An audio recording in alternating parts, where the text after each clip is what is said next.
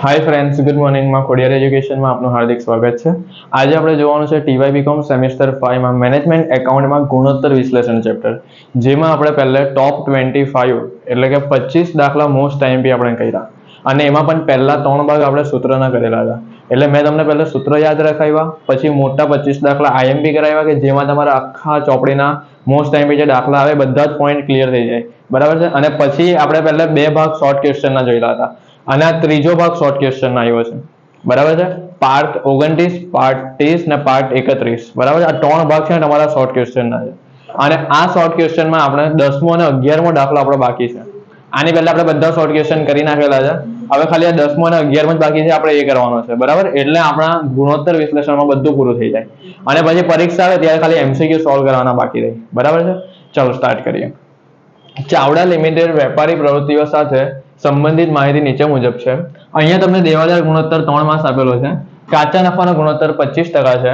31 ton 18 ના રોજ પૂરા થતા વર્ષનો કાચો નફો કેટલો આપેલો છે? 4 લાખ છે અને અહીંયા તમને લેણી હુંડી 25,000 આપેલી છે, તો વેચાણ અને દેવાદારની રકમ શોધવાની છે। જો બહુ ઈઝી દાખલો છે, બરાબર છે। જે સૂત્રનો જવાબ તમને આપેલો હોય એ સૂત્ર લખી દેવાનું, બસ આટલું યાદ રાખો।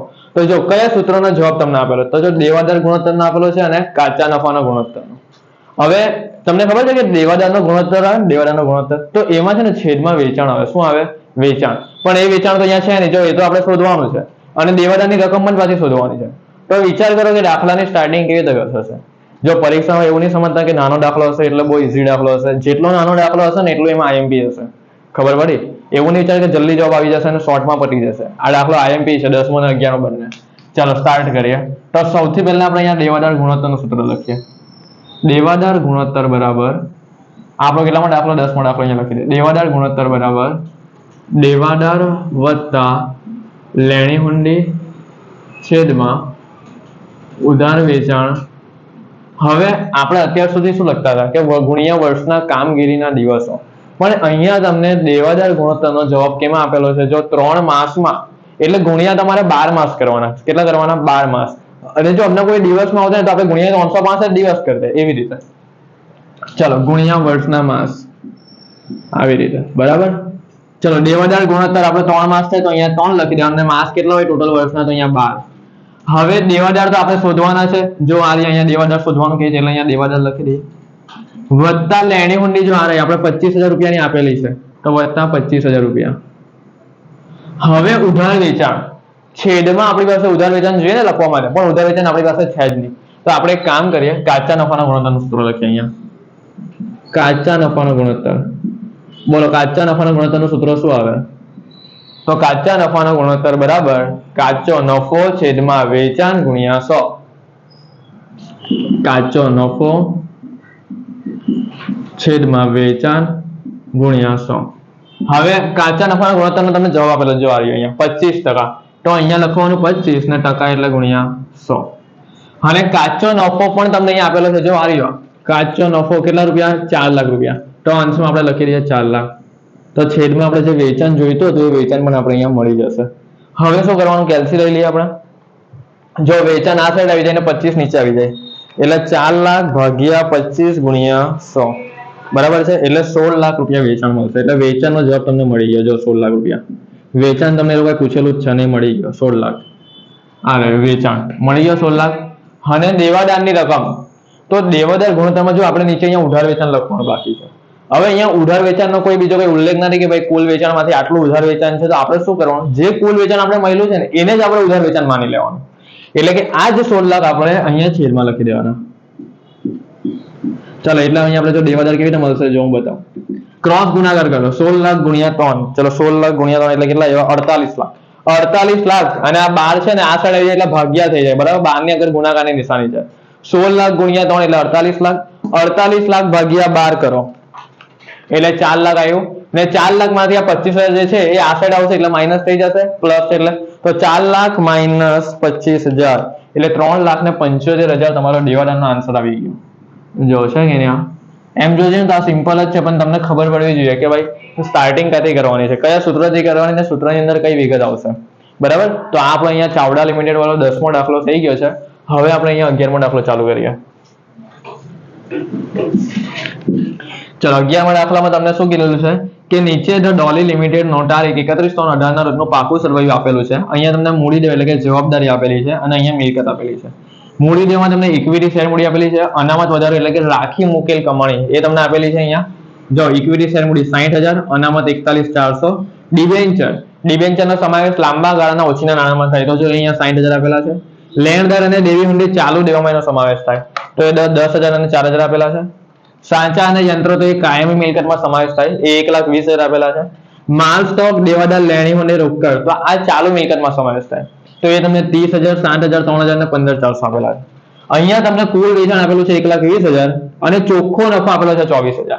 હવે પરીક્ષામાં એટલું યાદ રાખજો, જો હવે એકદમ નોન લખી દો, આ મોસ્ટ એમપી નોન છે, પરીક્ષામાં પૂછાય એવી છે. તમને ખાલી એટલું કહે ને ભાઈ ચોખ્ખો નફો આટલો, અહીંયા કેટલા બોલો, જો ચોખ્ખો નફો 24,000. હવે તમને મનમાં એવો પ્રશ્ન થાય કે આ ચોખ્ખો નફો અમને કયો સમજવો, પહેલાનો સમજવો કે પછીનો સમજવો? અહીંયા કોઈ ઉલ્લેખ તો કરેલો નથી કે ભાઈ પહેલાનો છે પછીનો છે. તો તમારે એટલું યાદ રાખવાનું કે ખાલી તમને એવું કહે ને કે ચોખ્ખો નફો આટલા રૂપિયા એટલે સમજી જવાનું કે વ્યાજ અને કરવેરા બાદ પછીનો છે. કયો સમજવાનો? વ્યાજ અને કરવેરા બાદ પછીનો. બરાબર છે. જો એકલો અહીંયા ચોખ્ખો નફો 24,000 આપેલો છે એટલે આપણે સમજી લેવાનું કે આ ચોખ્ખો નફો વ્યાજ અને કરવેરા બાદ પછીનો છે. બરાબર. અને બીજું નામ, આનું બીજું નામ પણ શું છે ખબર? પ્રેફરન્સ શેર ડિવિડન્ડ પહેલાનો ચોખ્ખો નફો. પ્રેફરન્સ શેર ડિવિડન્ડ પહેલાનો ચોખ્ખો નફો આવો શબ્દ આવે ને એટલે પણ સમજી લેવાનું કે વ્યાજ અને કરવેરા બાદ પછીનો ચોખ્ખો નફો છે. અને ત્રીજો શબ્દ વહેંચણી પાત્ર નફો. તમારા દાખલામાં એમ કે ભાઈ વહેંચણી પાત્ર નફો આટલો એટલે સમજી જવાનું કે આ વ્યાજ અને કરવેરા બાદ પછીનો ચોખ્ખો નફો છે. એટલે 3 પોઈન્ટ મેં અહીંયા સમજાવ્યું. બરાબર. આ નોન લખી દેજો. ચાલો, તો અહીંયા વ્યાજ અને કરવેરા બાદ પછીનો ચોખ્ખો નફો 24,000 આપેલો છે ને આપણે ખાલી 3 જ વસ્તુ શોધવાની છે: ચાલુ ગુણોત્તર, પ્રવાહી ગુણોત્તર અને ચોખ્ખા નફાનો ગુણોત્તર. ને બહુ ઈઝી છે. ચલો સ્ટાર્ટ કરીએ. ચાલુ ગુણોત્તર બરાબર, ચલો શું સૂત્ર આવે બોલો? ચાલુ મિલકત ના છેદમાં ચાલુ દેવા. અને આમાં ગુણ્યા નહીં લાગે, યાદ રાખજો. આનો જવાબ જેમ એકમાં આવશે. ચલો ચાલુ મિલકત આપણી પાસે જો 4 છે. યાર મેં પહેલા તમને કીધી માલ સ્ટોક દેવાદાર લેણી હુંડી ને રોકડ સિલક. ચલો સરવાળો કરીએ. 30,000 વત્તા 7,000 વત્તા 3,000 વત્તા 15,400 તો 55,400 તમારી ચાલુ મિલકત આવી. કેટલી આવી? 55,400. છેદમાં ચાલુ દેવા તો જો ચાલુ દેવામાં બેનો સમાવેશ થાય, લેણદાર અને દેવી હુંડી 10,000 વત્તા 4,000 14,000. ચલો તો 55,400 ભાગ્યા 14,000 તો 3.96/1 આવશે. કેટલા આવશે? 3.96/1. બરાબર છે. ચલો તો અહીંયા આપણું આ પૂરું થયું ને હવે આપણે આગળનું સ્ટેપ કરીએ. પ્રવાહી ગુણોત્તરનું. ચાલુ ગુણોત્તર અહીંયા પૂરો થયો. ચલો પ્રવાહી ગુણોત્તર બરાબર પ્રવાહી મિલકત ના છેદમાં ચાલુ દેવા. ને પ્રવાહી મિલકત કેવી રીતે શોધાય? તો ચાલુ મિલકત માંથી કયો સ્ટોક માઇનસ કરી નાખવાનો? છેવટનો સ્ટોક માઇનસ કરી નાખવાનો. અને છેદમાં ચાલુ દેવા બેઠા એવા ને એવા જ. ચાલો તો ચાલુ મિલકત આપણે હમણાં જ શોધી રહ્યા 55,400. એમાંથી માઇનસ છેવટનો સ્ટોક જો આ રહ્યો આપણા 30,000 તો 55,400 માઇનસ 30,000 છેદમાં ચાલુ દેવા આપણે હમણાં જ લઈ ગયા 14,000. ચલો હવે કેલ્સીમાં કરીએ પાછું.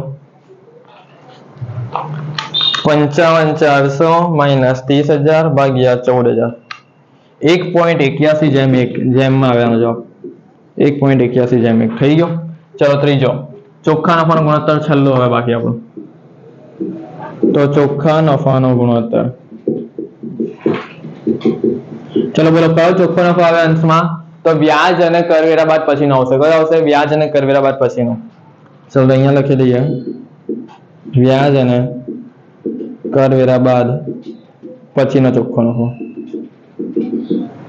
છેદમાં વેચાણ ગુણ્યા 100. ચલો વ્યાજ અને કરવેરા બાદ પછીનો ચોખ્ખો નફો જો અહીંયા આપેલો છે 24,000 તો અહીંયા આપણે લખી દઈએ 24,000 છેદમાં વેચાણ જો આ રહ્યું આપેલું છે 1,20,000 બેઠું જ આપેલું છે તો 1,20,000 લખી દે ગુણ્યા 100. કેલ્સીમાં કરીએ 24,000 ભાગ્યા 1,20,000 ગુણ્યા 100 તો આનો આન્સર આવશે 20%. ચલો તો અહીંયા આપણા શોર્ટ ક્વેશ્ચન પૂરા થયા.